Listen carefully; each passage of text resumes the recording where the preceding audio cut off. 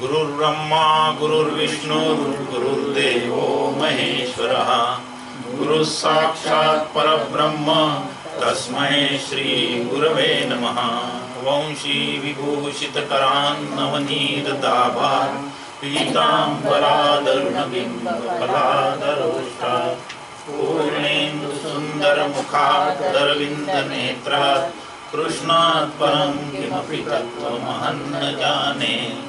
यस्य देवे परा भक्तिर् यथा देवे तथा गुरौ तस्यैते कथिता ह्यर्था प्रकाशन्ते महात्मनः।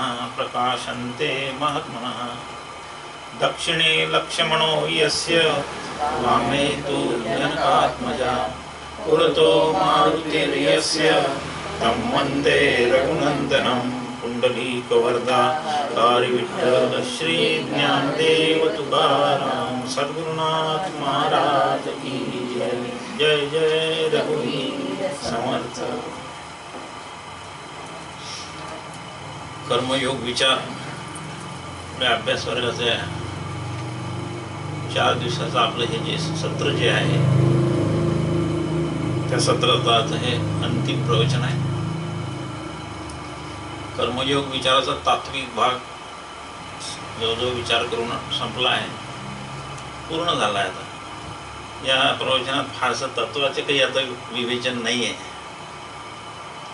थोडीशी एक माहिती वजा आणखी काही जी जास्तीची त्याच्याबद्दलचे जे विचार इतरत्र आहे त्या संबंधी आपण इथे चर्चा करूया।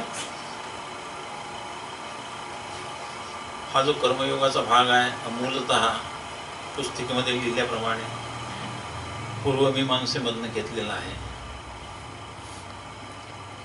ते वेद मानतात, आस्तिक दर्शन आहे, वेद मानतात, परंतु द्वैतवादी असल्यामुळे आणि मुख्य जो सनातन वैदिक धर्म जो आहे तो वेदांताच्या अद्वैत सिद्धांताच्या फाउंडेशनवर आधारित आहे। आणि म्हणून मग वेदांतामध्ये कर्मसंबंधी काय आहे हा साहजिकच एक विचार मनात येऊ शकतो कोणाच्याही। पण पूर्वमीमांसा ठीक आहे, आता आपण विचार केला, पण वेदांत दर्शन ह्याबद्दल काय म्हणतं? मग आता वेदांत दर्शन काय म्हणतं जर असा विचार केला तर वेदातनंच आपल्याला प्रत्यक्ष घ्यावं लागेल सगळं।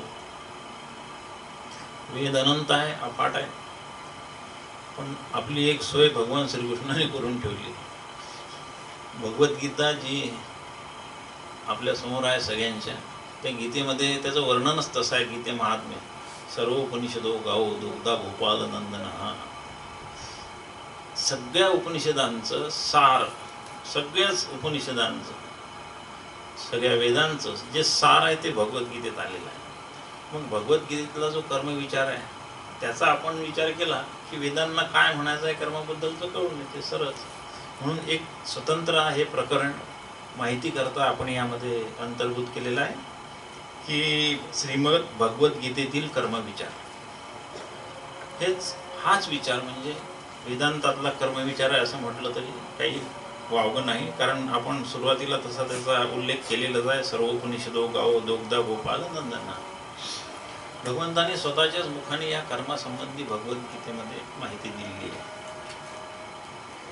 आज आता एक विषय जो आपल्याला आपण सुरुवातीला बघतो, पहिले हा पूर्ण करून नंतर शेवटी आपलं वेळ उपलब्ध कसा आहे त्याप्रमाणे मी मग दुसरा विचार मांडेल। भगवद्गीतेमध्ये कर्माचा स्वतंत्र विचार केला गेलेला आहे आणि अगदी अधिकृत अध्याय जर म्हणायचं झालं तर 3रा अध्याय हा कर्माचा आहे। कर्मविचार योग नाम 3य आहे। तसंच ते भगवद्गीतासु उपनिषत्सु ब्रह्मविद्यायाम योगशास्त्रे कृष्णार्जुन संवादे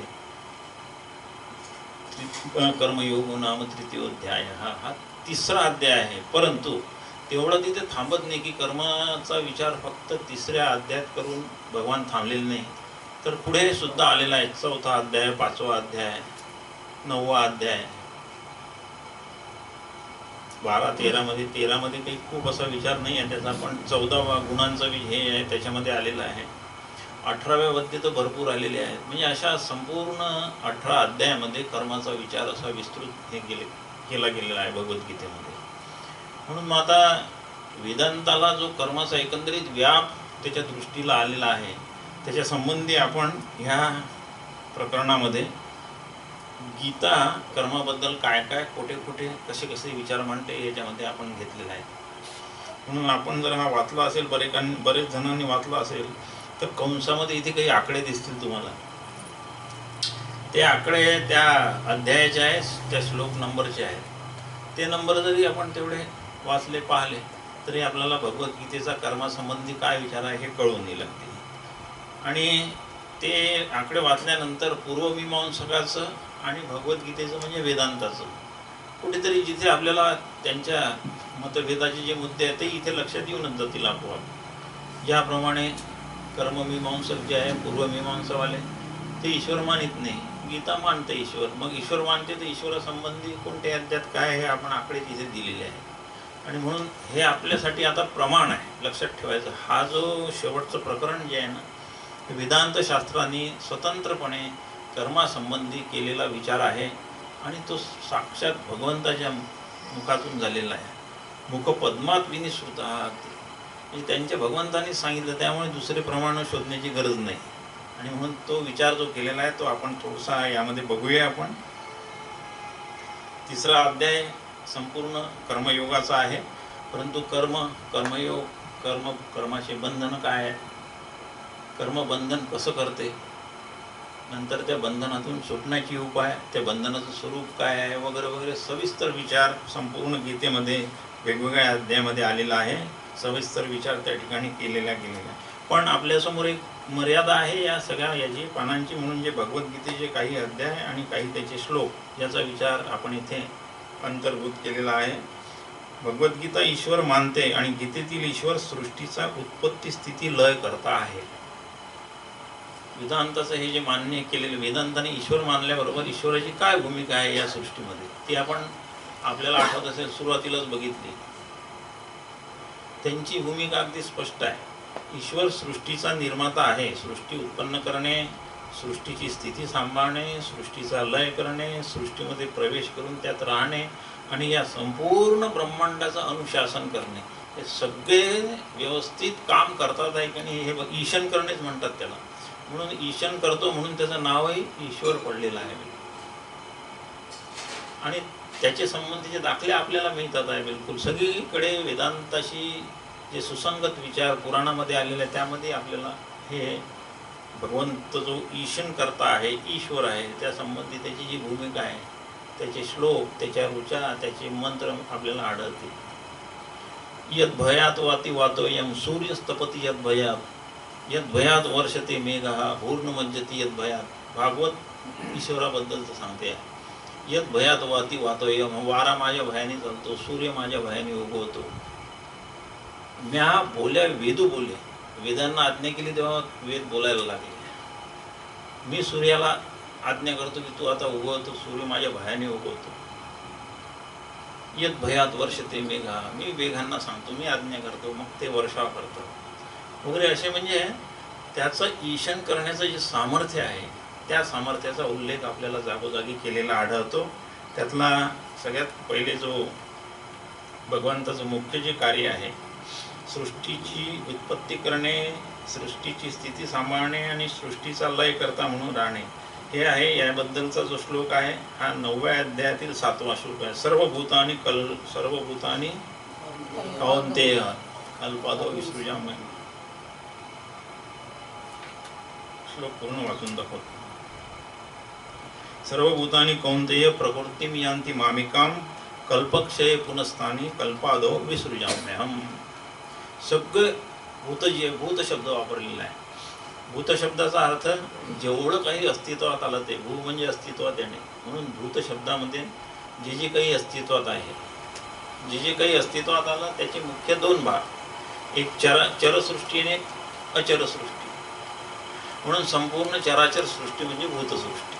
म्हणून तिथे स्पष्टच भगवंतांनी सांगितलं, सर्व भूतानी कौन्तेय प्रकृतिम यान्ति मामिकाम. ही जी अर्जुना, हे सगळी जी भूते जी आहेत ना, हे मी प्रकृतीला स्वीकारलं, मायेला स्वीकारलं. प्रकृती म्हणजे माया. प्रकृती ही मायेची जी 3 गुण आहे त्याची साम्य अवस्थेला म्हणतात, तिचं नाव प्रकृती आहे. त्यावेळेस सत्व रजतम हे तिन्ही गुण जेव्हा अगदी समसमान होऊन जातात तेव्हा मायेची जी स्थिती आहे, मायावर शब्द माया वापरता होता इथे, तेव्हा त्याचं नाव प्रकृती आहे. ती तिन्ही गुण सत्वरजतम एक लेवल असते, बिलकुल काही ॲक्टिव्हिटी नाही होत तिथे. पण सृष्टी निर्मितीची प्रक्रिया जेव्हा सुरू करायची तेव्हा भगवान या प्रकृतीचा स्वीकार करतात.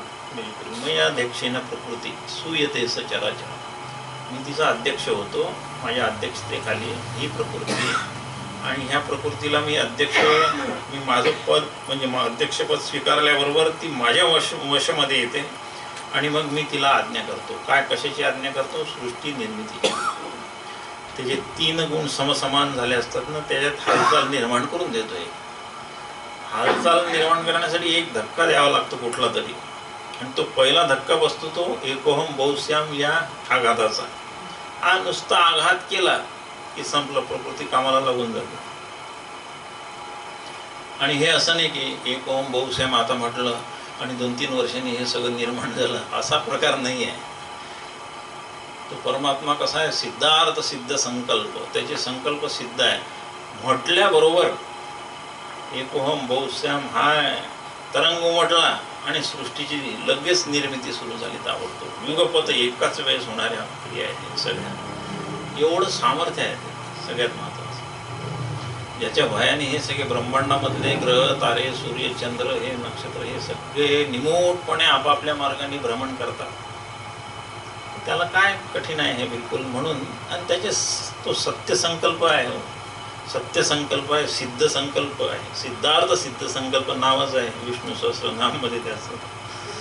बस, म्हणून त्याने संकल्प करणे आणि ते तसं होणे, त्याच्यात आणि आपल्यात हाच फरक आहे.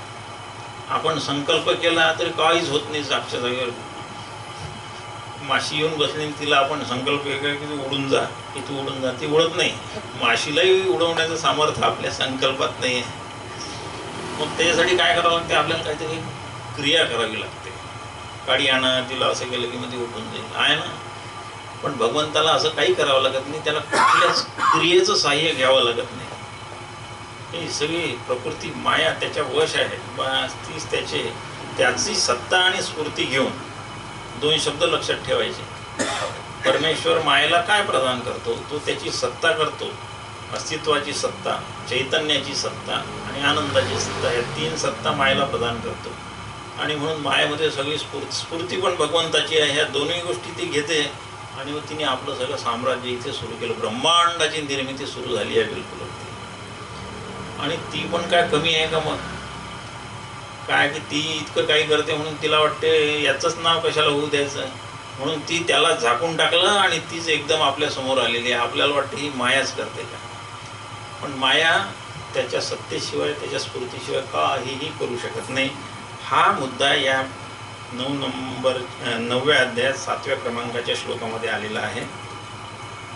असाच अर्थ 18व्या अध्यायातील 46, 14व्या अध्यायातील 3ऱ्या श्लोकामध्ये वाचून घ्यायचा. तो इथे त्याचा रेफरन्स दिलेला आहे. पुन्हा सृष्टीची मी घडीसुद्धा व्यवस्थित निर्माण केलेली आहे. चातुर्वर्ण्यम मया सृष्टम, 4थ्या अध्यायातला 13वा. गुणकर्म विभागशः तस्य कर्तारमपि मां विद्धी कर्तारम अव्ययम. श्लोक आपल्या सगळ्यांना पाठ आहे.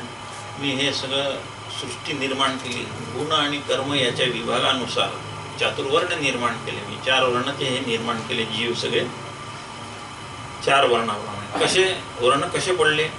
प्रत्येक जीवाचं गुण म्हणजे 3 गुण त्याच्यात असलेले, आणि त्यामध्ये गुणकर्म त्याचं कर्म, त्या जीवाचं कर्म, आणि तो कुठल्या प्रधानतेने त्याने ते कर्म केलेलं आहे. सत्वगुण प्रधानतेने केलं, रजोगुण प्रधानतेने, तमोगुण. पुन्हा याच्यामध्ये खूप आहे. म्हणजे काय म्हणतात त्याला, आजकाल हे पेंट येतात ना, पेंटची जाहिरात असते बघा, शेड्स. काय ते थोडंसं एकाचं पर्सेंटेज बदललं की शेड बदलला, शेडच बदलून जातो. त्याप्रमाणे क्षत्रिय वर्ण असेल, क्षत्रिय वर्णात आपल्याला हजारो भिन्न भिन्न पिंडाचे लोक दिसतील. बिलकुल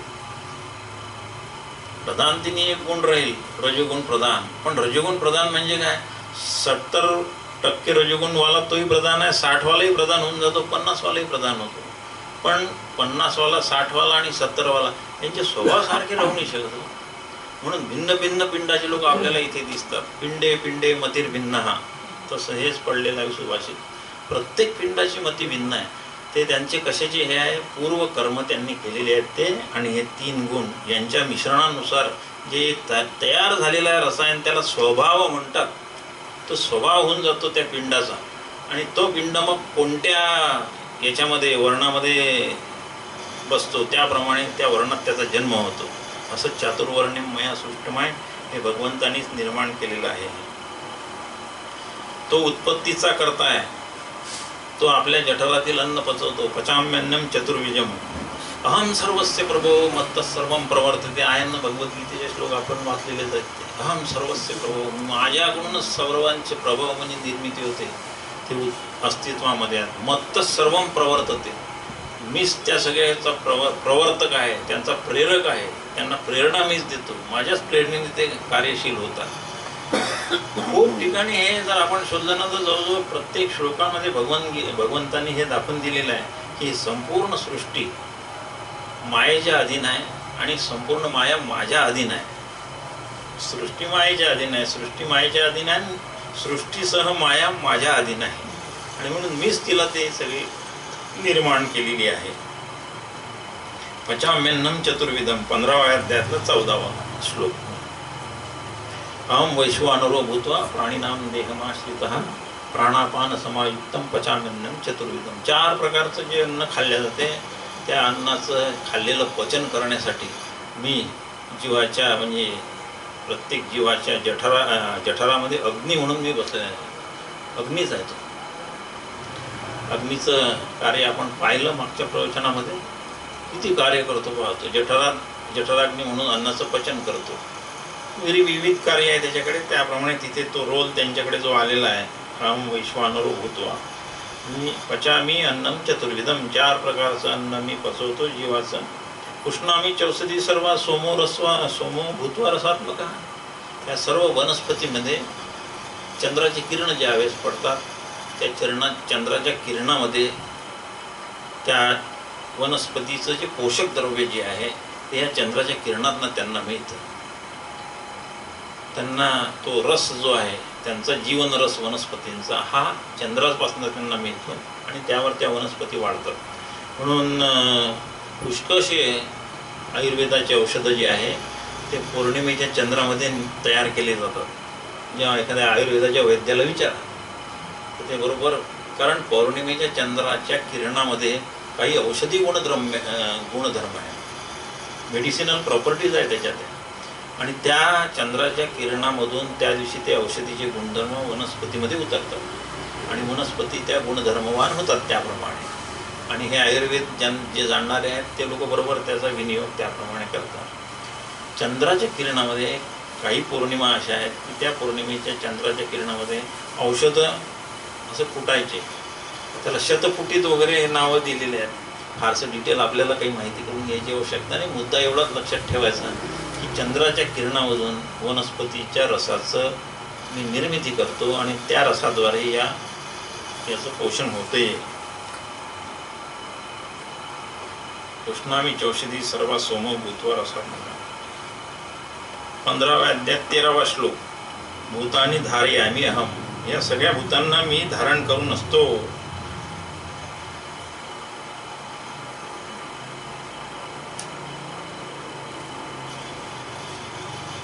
गामाविश्यचे भूतानी धारयाम्यहमोजसा उष्णामी चौषधी सर्व सोमो भूत्वा रसात्मक.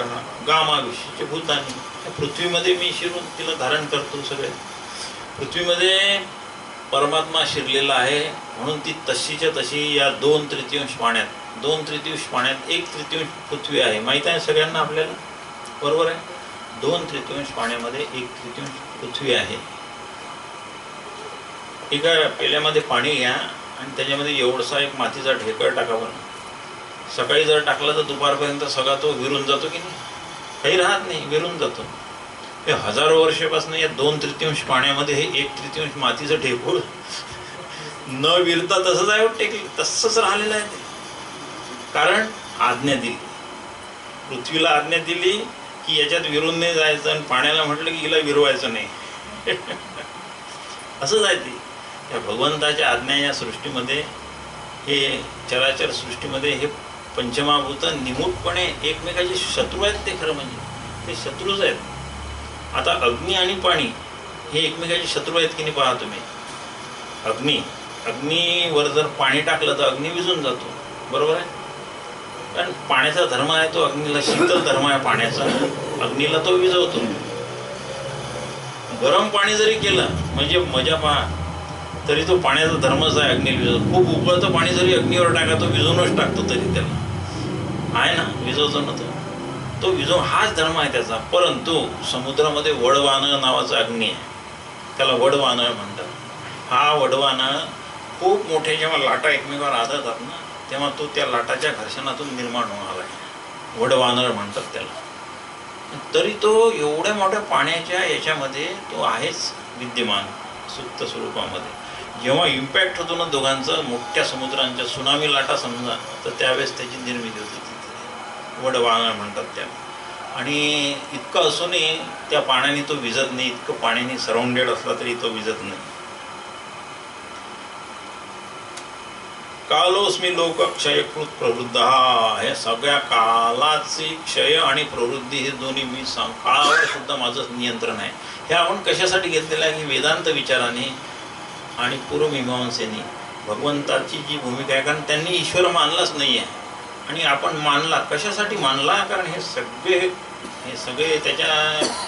सगळे कार्य तो स्वतः करतो ईश्वर. त्यांनी कर्माला जड कर्माला स्वतंत्र मानून घेतलं, म्हणून त्यांच्यामध्ये जे वरवर दिसणारा विरोध जो आहे की जो तर्कालाच आपल्या पटू शकत नाही की तो जड कर्म काही करू शकते. कर्म जड आहे आणि ते फल देते असं शक्य होत नाही. कुठलंच जड स्वतंत्र फलदाता होऊ शकत नाही, त्याला चेतनेची जरूरत आहे. म्हणून वेदांताने चेतन ईश्वर मानला आणि त्या चेतन ईश्वराचं कार्य भगवद्गीतेने अशा निर्णया ठिकाणी ते आपल्याला समजून सांगितलेलं आहे. बिलकुल कालोस्मी लोक क्षयकृत प्रवृद्ध, 11व्या अध्यायात 32व्या क्रमांकाचा श्लोक आहे. मी काळ होऊन ह्या लोकांचा क्षय आणि वृद्धी हे दोन्ही मीच करतो. बिलकुल म्हणजे काय आहे, तो सगळ्याचा कर्ताही तोच आहे, कर्ता सुद्धा तोच आहे. काळ होऊन सगळ्या सृष्टीला मी हे करतो, काय क्षय करतो सृष्टीचा, म्हणजे हे तिथे प्रलय वगैरे घडून आणतो. आणि वृद्धी पण मीच करतो. एका काही विशिष्ट काळी हे प्रलय होतात, प्रलय झाल्यानंतर यांची पुनर्निर्मिती वृद्धी करण्याचं कार्य ते दोन्ही माझ्याचकडे आहे. दोन्ही कार्य तो करतो आणि त्यामुळे या सगळ्याचा तो करता आहे. मया हातांस्तोम जहिमा व्यतीत, 11व्या अध्यायात जे अर्जुनाला सगळ्यात पहिले जे प्रश्न पडला होता, ज्याच्यामुळे त्याचे हातपाय थरथर कापत होते. आज सकाळी म्हटला ना श्लोक कोणता, सीदंतिममुग्राभ्ना व्यपतुश्च शरीर में, तसे जे थरथर कापत होता तो कशामुळे की मी हे माझे सगळे नातेवाईक आहे, यांना आता मी मारणार. हे माझे गुरु ज्यांनी मला धनुर्विद्या शिकवली, द्रोणाचार्य, यांच्यावर मी बाण कसा चालू, म्हणजे हे मरणारे आणि मी मारणार, असा या भ्रमामध्ये तो जो अर्जुन होता. तर भगवान म्हणतात कोणी कोणाला मारत नाही, कोणी कोणाच्यानी मरतही नाही. कोणी कोणाची म्हणजे काय ताकद आहे कोणाला मारायची.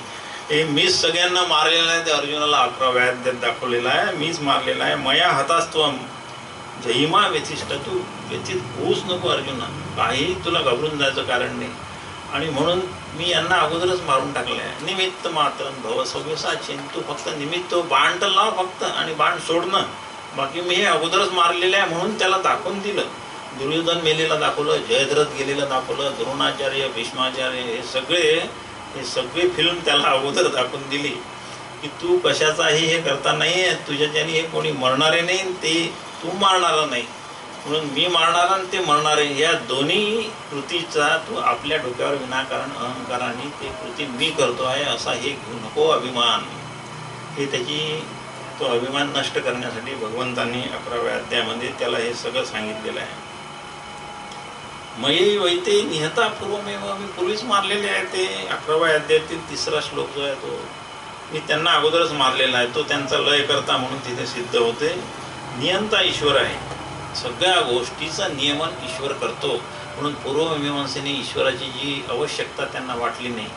परंतु वेदांत शास्त्राने हे सरळ अजिबात तर्काला न पटणारं आहे असल्यामुळे सरळ वेदांताने एक ईश्वर मानला आहे ईश्वर हे सगळं कार्य करतो. त्या कार्याची यादी इथे दिलेली आहे. इतकं सगळं तो करत असल्यामुळे एक ती चेतन शक्ती असणं गरजेचंच आहे बिलकुल. आणि त्या चेतन शक्तीच्या बळावरच हे सर्व कार्य सुरू आहे इथे. ईश्वर सर्वभूतानां हृदयशीर्जुन तिष्ठती भ्रामयन सर्वभूतानि यंत्रारूढानि मायेया.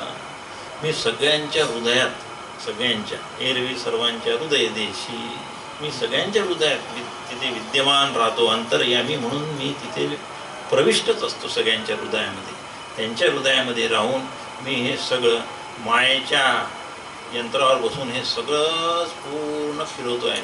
भ्रामयन सर्व भूतांनी, सगळ्या भूतांना मी फिरवतो आहे बिलकुल. यंत्रारूढ आणि माये, यंत्रावर आरूढ झाल्यानंतर जसे ते सगळे फिरवले जातात त्याप्रमाणे मी या सगळ्या संपूर्ण भूतांना मी फिरवतो आहे. आणि म्हणून माझ्याच याच्यामुळे, माझ्याच अस्तित्वामुळे हे सगळे भूत माझंही सत्ता घेऊन, माझं स्फुरण घेऊन कार्यरत झालेले आहेत बिलकुल.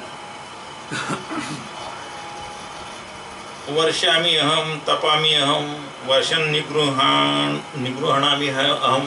मी दोन्ही तिन्ही कार्य मीच करतो, मीच तापतो. आता श्लोक म्हटला आपण भागवताचा बिलकुल अगदी.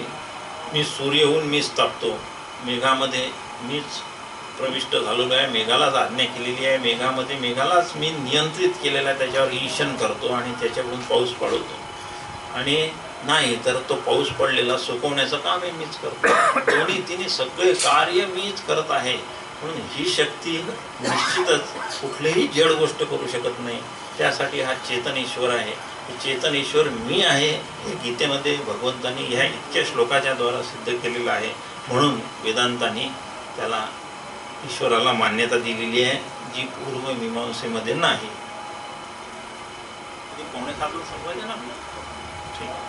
याप्रमाणे तो फलदाता आहे, सर्व कर्माचा फलदाता तोच आहे. आपण जे कर्म करतो, जीवाने केलेले कर्म जे आहे, पहा कसं, म्हणजे आता सांगितलं म्हणतात नाही किती काय ती यंत्रणा हो, तो मूलाधारच तिथोच नित्यम, तिथे राहून ते पूर्ण त्या पेनड्राईव्ह शब्द वापरतो, ते आपले पूर्ण 100 वर्षाचे त्याचे काही फल जे आहे इतके सूक्ष्माती सूक्ष्म काय यंत्रणा असेल ती बघा. ते जस्ट आपले काहीतरी स्पंदन रूपाने असतील फक्त, ते जस्ट आलं की ते पूर्ण फल देईपर्यंत. आणि सगळ्याच कार्याची प्रेरणा लक्षात ठेवायचं आपण आपल्या मूलाधारापासूनच होते. आपल्याला हे जे बोलतोय ना आपण आता, या बोलण्याची प्रेरणाही मूलाधारापासून आहे. माझ्या वैखरीतून किंवा आपण जेव्हा बोलतो प्रत्येकाच्या वैखरीतून जेव्हा शब्द बाहेर पडतात ते 10 स्टेजेसमधून येतात. अगोदर 10 स्टेजेसमधून येतात ते शब्द. 10व्या स्टेजला ते या वैखरी वाणीमध्ये येतात. तोपर्यंत 9 खाली स्टेजेस आहे. या निर्णय आपले जे चक्र आहेत ना, हे इथे त्यांच्यावर खूप त्या प्रक्रियामधून ते पास होतात. म्हणून वाणी 4 झाल्या, परापश्यंती, मध्यमा, वैखरी. आणि ह्या वैखरी, परापश्यंती, मध्यमा, वैखरीमध्ये आणखी प्रत्येक ठिकाणी त्यांच्यावर विशेष प्रक्रिया होतात. त्या सगळ्या प्रक्रियेचं स्फुरण मूलाधार ठिकाणी आहे. प्रत्येक शब्द उच्चारणायचा तर पहिले मूलाधाराची तिथे असा स्फुरणरूप धक्का बसल्याशिवाय शब्द निर्माणच होत नाही. एकही शब्द आपण काढू नाही शकत. अगदी एवढं त्या मूलाधार चक्राला खूप महत्त्व आहे. आणि तिथे ते आपले विघ्नहर्ता बसलेले आहेत बिलकुल सगळे.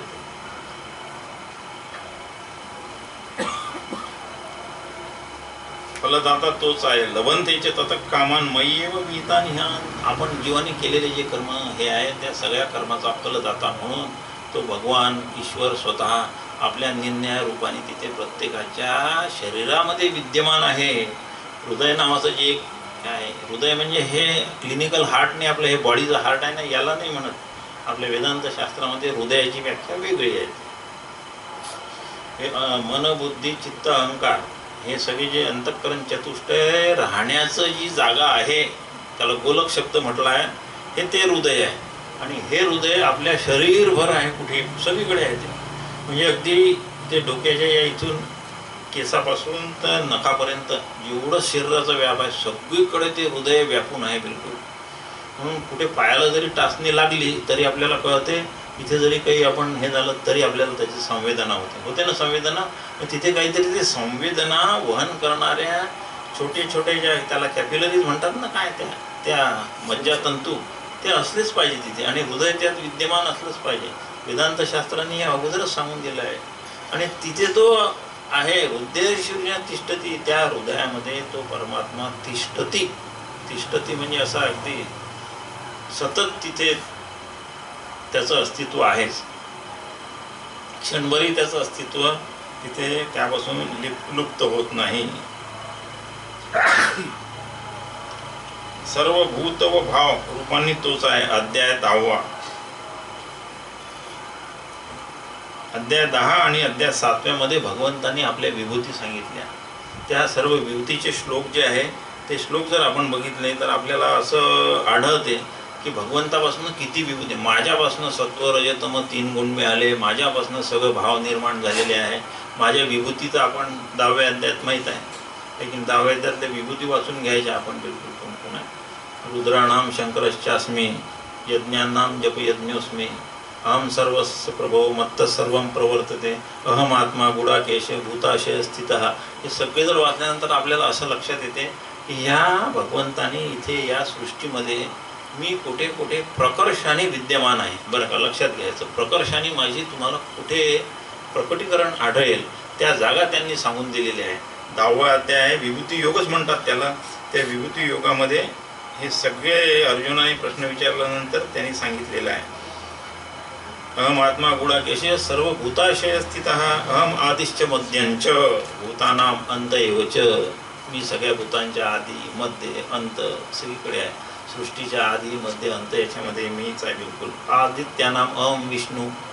या सर्व आदित्य जे 12 आदित्य आहेत त्याच्यामध्ये विष्णू ही माझी विभूती आहे वगैरे दिलेलं आहे. सगळं पाहून घ्या. वेदानाम सामवेदोस्मी, देवानाम अस्मी वासवा, इंद्रियाणाम मनश्चास्मी. या सगळ्या इंद्रियामध्ये मन ही माझी विभूती आहे.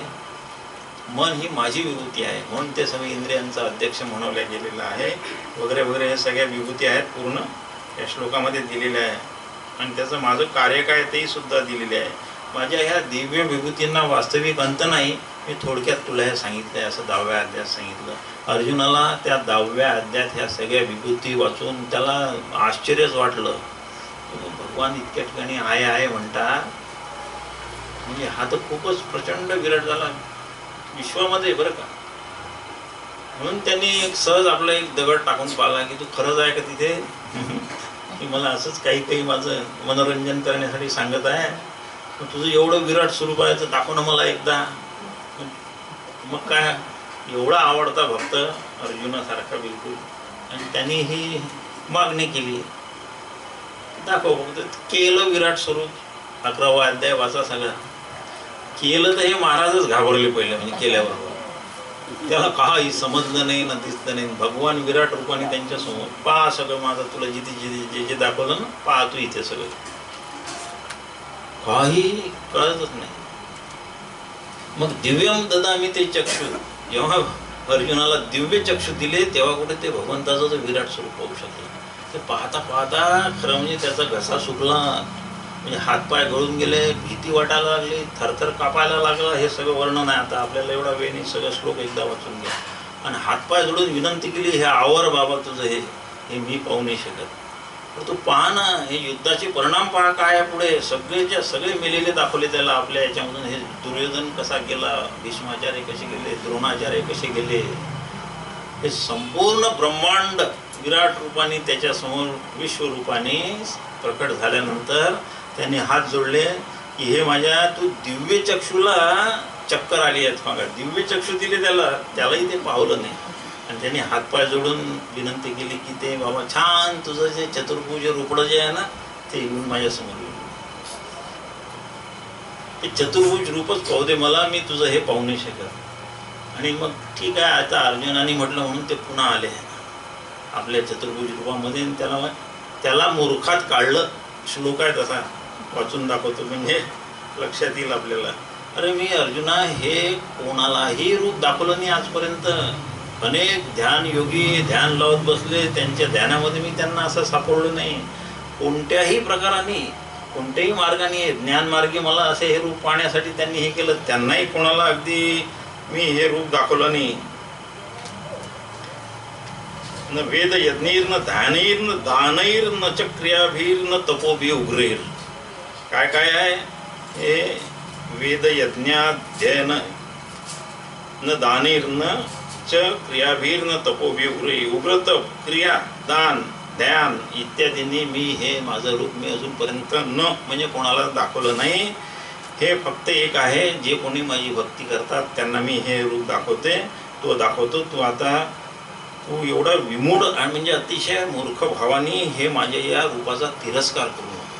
शेवटी असं मूर्ख म्हटलं आहे त्याला बिलकुल. कारण हेच माझं खरं रूप आहे अर्जुना, हेच माझं विराट स्वरूप खरं आहे. आणि तुला जर माझी भक्ती करायची असेल तर उपासनेसाठी तू हे कर. आता एवढ्या मोठ्या रूपाला कशी भक्ती करायची, कसं हे करायचं. म्हणून तो अर्जुन म्हणे नको हे तुझं रूप, मला तुझं छान सुंदर गोरगोमट रूप जे आहे ना तेच दाखव, चतुर्भुज असलेलं. आणि मग त्याच्या विनंतीला मान देऊन दृष्ट्वेदम मानुषम रूपम तव सौम्यम जनार्दन इदनीमस्मी संवृत्त सचेता प्रकृतिंगतः. हे तुझं रूप मला दाखव आणि त्याच्यातच मला माझं समाधान होईल, त्याच्याशिवाय मला माझं समाधान होईल. नाहर वेदीन तपसान दानेन चेजया शक्यम एव विविध द्रष्टुम दृष्टवानसी माम यथा. वेदाने नाही, तपाने नाही, दानाने नाही, यज्ञ कशाने हे शक्य होणार नाही. जर भक्ती केली तर शक्य होईल, असं ते भगवंतांनी सांगितलेलं आहे. विभूती यज्ञ मंत्र अग्नी इत्यादी 9व्या अध्यायामध्ये हे माझ्यापासूनच आहे सगळं झालेलं ते सांगितलं. वेदशास्त्राशी पुन्हा 9वा अध्याय फार महत्त्वाचा आहे. यासाठी 9वा अध्याय तो वाचून घ्यावा, तो अत्यंत महत्त्वाचा आहे. अध्याय 11वा जगाचा जनक जननी आणि व्यापक की सारं जग त्याच्या देहात विद्यमान आहे. हे सुद्धा त्याला 11व्या अध्यायामध्ये 67 श्लोक, 13व्या अध्यायातला 15 श्लोक आणि 13व्या अध्यायातला 27 श्लोकामध्ये त्याला सांगितलं.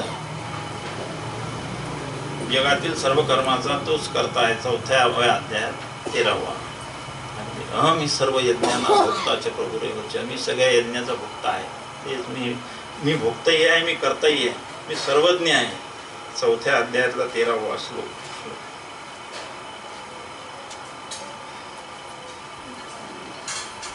चातुर्वर्ण्यम मया सृष्टम गुणकर्म विभागा तस्य कर्तारमपि मां विद्य कर्तारम अव्ययम. हे सगळं मीच केलेलं आहे. या जगातील सर्व कर्माचा तोच करता, म्हणून तो सर्वज्ञ, म्हणून तोच करता होण्यास योग्य. 7वा अध्याय 7व्या अध्यायातील 16वा श्लोक. हे नंबर दिलेले आहे. थोडंसं याचं चिंतन करायचं. इतक्या सगळ्यांचं आपल्याला इथे वाचून त्याचा अर्थ समजून घेण्यासाठी तेवढा वेळ नाही. आता जर सगळ्या कर्माचा तो जर करता आहे तर मग आपण मी करता आहे हे म्हणण्यात काय अर्थ आहे. खरं म्हणजे आपण काही करू शकत नाही अगदी खरं म्हणजे. पण तरी म्हणून माणसाने मी हे असं करतो असे म्हणणे चूक आहे. 16व्या अध्यायात 13 ते 19 श्लोकापर्यंत भगवंतांनी हे समजून सांगितलेलं आहे. मी हे करत नाही हे म्हणणेही चूक आहे आणि मी हे करतो हे म्हणणेही चूक आहे. माणसाने परमेश्वराच्या आज्ञेचे विनम्र भावनेने त्याचं पालन करण्याशिवाय आपल्या हातात इथे काही राहत नाही. त्याच्याशिवाय दुसरं आपण काही करूही शकत नाही. त्याची आज्ञा ही त्याचं शास्त्र आहे. त्यांनी जे शास्त्र निर्माण केलं आहे, सनातन वैदिक धर्म वेदांत सर्वस्व आहे, हे त्याचं शास्त्र आहे आणि हे शास्त्र त्याच्या आज्ञा आहेत. श्रुती स्मृती ममई वाज्ञे, त्याप्रमाणे हे शास्त्र वचन समजून घ्यावे, ते आज्ञा पालन करावं. आज्ञाचं पालन करून परमेश्वराची प्रसन्नता प्राप्त करून घ्यावी. ह्यातच आपलं हित सगळं भरलेलं आहे. की वेदांत सांगतो की तुम्ही त्याच्या आज्ञांचं पालन करा, त्याला एकट्यालाच शरण जा. शरण जाण्यासाठी एकमेव योग्य कोणीच असेल तर फक्त परमात्मा आहे. तमेव शरणं गच्छ सर्व भावेन भारत तत्प्रसादात परां शांती स्थानं प्राप्स्यसि शाश्वतम.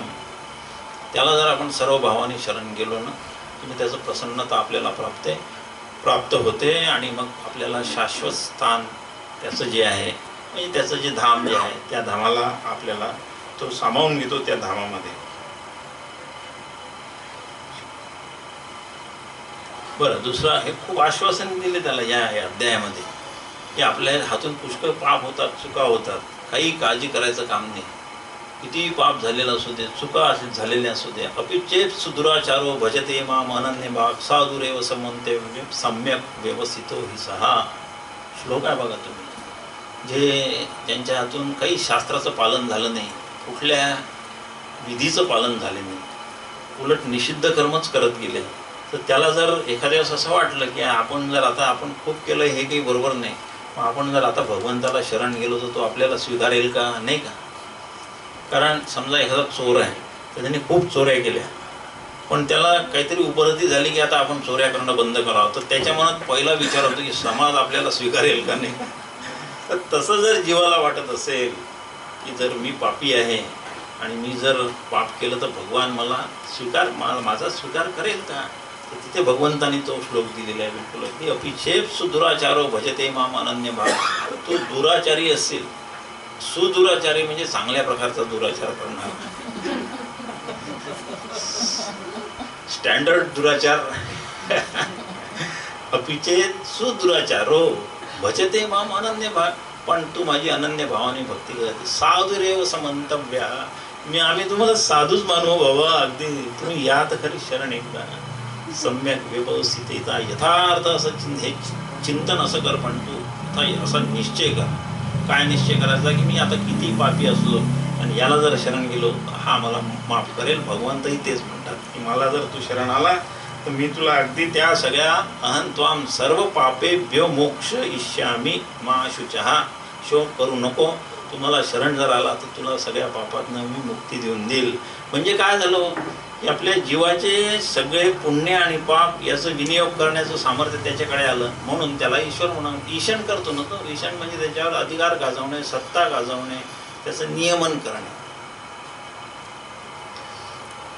आणि आता मी तुला हे 18व्या अध्यायामध्ये त्याला सांगितलं की हे जे मी तुला अर्जुन आतापर्यंत सांगितलं तू नीट ऐक माझं बरं का. फार सुंदर श्लोक आहे तो, आणि तू जर माझं ऐकलेलं जर ऐकलेलं त्याप्रमाणे जर तू करणार नाहीस तर मात्र अत्यंत काय म्हणतात त्याला विनाशाला तू विनाश.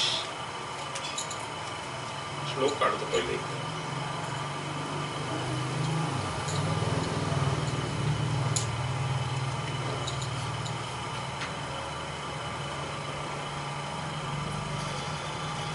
नंबर किती दिलेला आहे 58.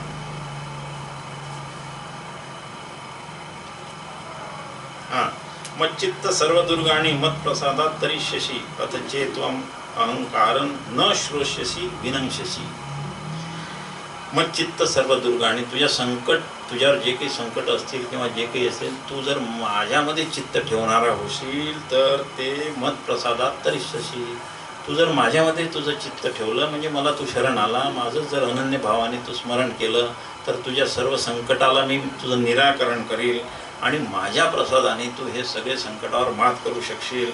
किंवा तू जर अहंकाराने असं जर समजलं की असं कुठे होते का, भगवान असं कुठे करतात का, तर न श्रोष्यसी विनंक्षसी, नाहीतर तुझा नाश होईल, विनाश होऊन जाईल तुझा बिलकुल.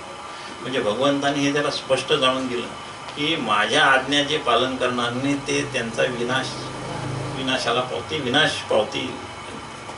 हे याच्यासाठी आपण दिलेले आहे की त्या ईश्वर मानण्याची किती आवश्यकता आहे.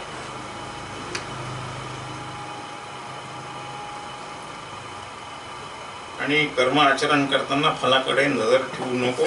आणि प्रसिद्ध श्लोक आहे ते बिलकुल काय, कर्मण्येवाधिकार असते मा फलेषु कदाचन. तू फक्त कर्म करीत राहा, फलावर त्याची आशा ठेवू नको. अशा रीतीने गीतेमध्ये बंधनकारक कर्मे कोणती आहे, कोणते कर्म बंधन करत नाही, मोक्षासाठी कोणते कर्म करायला पाहिजे, कशा रीतीने करायला पाहिजे, ह्या सर्व बाबींचा सविस्तर विचार करून कर्मबंधनातून तू कसा सुटशील ह्या सगळ्या बाबीचा अगदी यथार्थ पद्धतीने इथे वर्णन केलेलं आहे. कर्मफल अनित्य आहे याच्यात याची सूचना दिलेली आहे. म्हणून स्वर्ग जो आहे, स्वर्गात जाण्याची तू इच्छा करू नको, माझ्या प्राप्तीची इच्छा कर. कारण स्वर्ग जो आहे हा अनित्य आहे. तू कर्म काहीतरी करून स्वर्गात जर गेला तर पुन्हा तुला इथेच वापस यावं लागेल आणि पुन्हा तुला दुःखाला तोंड द्यावं लागेल. म्हणून ह्याच्यात सगळ्यात उत्तम एकच इलाज आहे, भगवंताने सांगून ठेवलेला आहे की तू निष्काम भावनेने कर्म कर, मला शरणे, म्हणजे मग तुला जीवो ब्रह्म या नापरहा याचा साक्षात्कार तुला होऊन जाईल आणि त्याप्रमाणे तू मोक्षाला जाशील. आणि 13व्या अध्यायामध्ये एक फार महत्त्वाचा संदेश दिला आहे त्यांनी. दुसऱ्या श्लोकामध्येच आहे, क्षेत्रज्ञांचापि माम विद्धी, क्षेत्रज्ञांचापि माम विद्धी. पहिला श्लोक म्हणून दाखवतो आणि दुसराही मी सांगतो ते अत्यंत महत्त्वाचं याच्यासाठी आहे की सगळ्या गीतेचं ते वेदांत शास्त्राचं जे मुख्य ध्येय आहे ते ध्येय तिथे भगवंतांनी उल्लेख केलेला आहे इदं शरीर कौन्तेय क्षेत्रमित्यभिधीयते एतद्यो वेत्ति तं प्राहुः क्षेत्रज्ञ इति तद्विदः। हे शरीर आहे अर्जुना, इदं शरीरम कौन्तेय, हे शरीर जे आहे हे क्षेत्रमित्यभिधीयते, याला क्षेत्र असं म्हणतात. आणि याला जे जाणतात एतद्यो वेत्ति तं प्राहुः क्षेत्रज्ञ इति तद्विदः, या क्षेत्राला जे जाणतात ते क्षेत्रज्ञ. आणि क्षेत्रज्ञ कोण आहे? क्षेत्रज्ञांचापि माम विद्धी सर्व क्षेत्रेषु भारत. क्षेत्रज्ञ मीच आहे, क्षेत्रज्ञ मीच आहे. क्षेत्रज्ञ इथे हा जीव या अर्थाने वापरलेला शब्द आहे. या क्षेत्राला जाणणारा कोण आहे? जीव आहे. आणि क्षेत्रज्ञ जीव जो आहे चापी माम विद्धी, तो मीच समजतो. आणि वेदांत शास्त्राचं काय घोष वाक्य आहे? जीवो ब्रह्मैव नापरः अहम ब्रह्मास्मी. म्हणजे जीव ब्रह्म ऐक्य ज्यामध्ये सुचवलेलं आहे ते वेदांचे महावाक्य झाले, तत् त्वम असि. आणि म्हणून यामध्ये हा प्रत्यक्ष जीव ब्रह्म ऐक्याचा उल्लेख केलेला आहे. क्षेत्रज्ञांचापी माम विद्धी, माम म्हणजे मी. ते जेव्हा भगवान माम म्हणतात ना, तेव्हा इथे निर्गुण परब्रह्म परमात्म्याचा निर्देश केलेला आहे. इथे कुठेही श्रीकृष्ण उवाच नाही गीतेमध्ये, बरं का, लक्षात ठेवायचं. इथे भगवान उवाच आहे आलेलं, भगवान उवाच. श्रीकृष्णाचा उल्लेख नाही आहे कुठे. आणि इथे भगवान शब्द हा परब्रह्म निर्गुण ब्रह्मवाचक आहे. परब्रह्मवाचक निर्गुण ब्रह्म जे आहे त्याच्या वाचक हा शब्द आलेला आहे. आणि क्षेत्रज्ञ म्हणजे जीव हा ब्रह्मरूप आहे. हा 13व्या अध्यायातील 2ऱ्या श्लोकामध्ये भगवंतांनी सूचना दिलेली आहे. आणि म्हणून वेदांत जे महावाक्य आहे वेदांचे, त्या 4 वाक्यांचा जो अर्थ आहे तो इथे त्यांनी स्पष्ट त्या याच्यामध्ये घेतलेला आहे. आणि म्हणून याच्यामध्ये भगवंतांनी म्हणून याला सर्वोपनिषदो गावो, सगळ्या उपनिषदाचं सार म्हणून म्हणण्याचं कारण याच्यात हे आहे. हे महावाक्याचं स्पष्ट 2ऱ्या संस्कृत शब्दामध्ये उल्लेख केला गेलेला आहे. याच्यामध्ये भगवंतांनी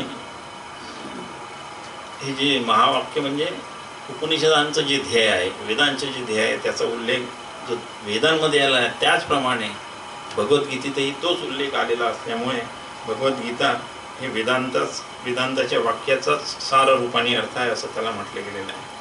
हे गीतेचं महावाक्य म्हटलेलं आहे. याला गीतेचं महान वाक्य म्हणूया आपण. या बाबतीत अर्जुनाला याच्या बाबतीत भगवंताने वेदांताचं रहस्य तिथे गीतेमध्ये थोडक्यामध्ये समजून सांगितलं. आणि महान शब्द महा लिहिलेलं महा महान नाही, पण याच्यात आहे भगवद्गीतेतही जे ध्येय वेद भगवानांनी 4 महावाक्यांच्या द्वारे सांगितले असं आहे. ते बरोबर आहे. ते क्षेत्रज्ञांचापी महान विद्ये हे महावाक्यच म्हणायचं. त्याला महावाक्य म्हटलं की महान म्हटलं? महावाक्य महावाक्य महान असेल तर न खोडून टाका. नाही, महान नाही आहे, महावाक्यच आहे. 4 महावाक्याद्वारे जे सांगितलेलं आहे तेच या याच्यामध्ये सांगितलेलं असं लिहिलेलं आहे. माम हे सर्वनाम भगवंताबद्दल आहे. वाक्याचा अर्थ जीवाला महान नाही. आणि म्हणून एक संचित शब्द आलाय, हा तो सांगतो, तोही सांगून देतो. चुकलेला शब्द आहे. हा तोही सांगतो. एक थोडं 2 मिनिटात हे होते जात आहे, हे संपवतो बिलकुल. अशा रीतीने गीतेमध्ये सर्व कर्मपर ह्या सगळ्या 18व्या अध्यायामध्ये वाक्य आलेली आहेत. त्या प्रत्येक श्लोकाचा नंबर आणि त्याचा थोडक्यात अर्थ याच्यामध्ये या समरीमध्ये आपण घेतलेला आहे. आणि म्हणून संपूर्ण भगवद्गीता कर्मासंबंधी वेदाचं काय म्हणणं जर आहे हे जर पाहायचं असेल तर गीतेमध्ये ह्या कर्मपर वाक्यांचं आपण चिंतन केलं की आपल्याला त्याचा अर्थ परिपूर्ण आपल्याला लक्षात येतो. आणि म्हणून गीता हे संपूर्ण ज्ञानपर आहे. ते इतकं जरी कर्माचं विवेचन केलेलं आहे तरी शेवटच्या अध्यायामध्ये आणि 13व्या अध्यायाचं हे जे वेदांचं जे महावाक्य आहे त्याचं अर्थरूप जे आलेलं आहे क्षेत्रज्ञांचापि माम विद्धी, त्यानुसार हे भगवद्गीतासुद्धा ज्ञानपर आहे. असंच जे आतापर्यंत जे होऊन गेलेले आहे सर्व पुढे त्याच्यानंतर गीतेवर करणारे जे भाष्यकर्ते आहे त्यांनी ही गीता ज्ञानपर आहे असं म्हटलेलं आहे. कुठेही हे कर्मपर नाही. त्याशिवाय आणखी खूप कर्मपर काही श्लोक आहेत त्याचे फक्त नंबर दिलेले आहे बघा तुम्ही इथे. अध्याय 2 मध्ये 31, 47, 48, 49, 50, 51 आणि 55 इतके ठिकाणी कर्माचा उल्लेख आलेला आहे या अध्यायामध्ये. 3ऱ्या अध्यायामध्ये श्लोक नंबर दिलेला आहे. 4थ्या अध्यायाचे श्लोक आहेत. 5व्या अध्यायात फक्त एकच आहे. 8व्यामध्ये 3 नंबर आहे. 9व्यामध्ये 4 श्लोक आलेले आहे कर्मपर. 11व्या अध्यायात 5 आणि 55 नंबर आहे. 12व्या अध्यायामध्ये 10, 11, 16 आणि 24. 13व्या अध्यायात 29 क्रमांक. 14व्या अध्यायामध्ये 7, 9, 12. 15व्या अध्यायामध्ये 2 आणि 17व्या अध्यायामध्ये खूप आहेत. 11, 12, 13, 18, 19, 20, 21, 22, 24 आणि 28. आणि 18व्या अध्यायामध्ये 1, 2, 3, 5, 6, 7, 11, 12, 14, 17, 18, 24 ते 28 इतके सगळे कर्मपर असलेले हे श्लोक आहे भगवद्गीतेमध्ये. आणि यावरून आपल्या असं लक्षात येते की कर्म करणं किती महत्त्वाचं आहे ज्ञानप्राप्ती करण्यासाठी. इतका कर्मावर भर दिलेला आहे म्हणून खूप जणांना असं वाटते ही कर्मपर आहे का, परंतु ती ज्ञानपर आहे. ज्ञानप्राप्तीसाठी कर्म करणे अनिवार्य आहे, परंतु कर्माचे मूल्य आणि कर्माच्या मर्यादा समजून घेण्यासाठी गीताच वाचावी. तिथे त्याचं स्पष्ट दिलेलं आहे. आणि कर्म काय करते, कर्माच्या मर्यादा आचार्यांनी फार सुंदर विवेक चूडामणीमध्ये सांगितलं आहे. चित्तस्य शुद्धये कर्म न तू वस्तुपलब्धये. मग वस्तू कशाने मिळते, वस्तुसिद्धीर विचारेण नान्यथा कर्म कोटीभिः. कोटी कर्म केले तरी वस्तू म्हणजे परमात्मा त्याची प्राप्ती होणार नाही. कर्म काय करेल, चित्तस्य शुद्धये कर्म, चित्ताची शुद्धी करून देईल.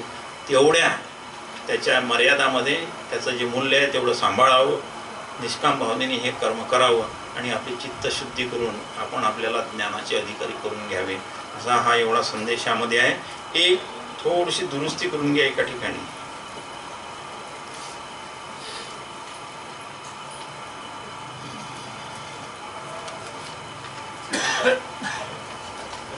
क्रियामान प्रारब्ध कर्माच्या त्याच्यामध्ये या प्रकरणात आहे. असंच त्या डाव्या पानावर डाव्या पानावर होते.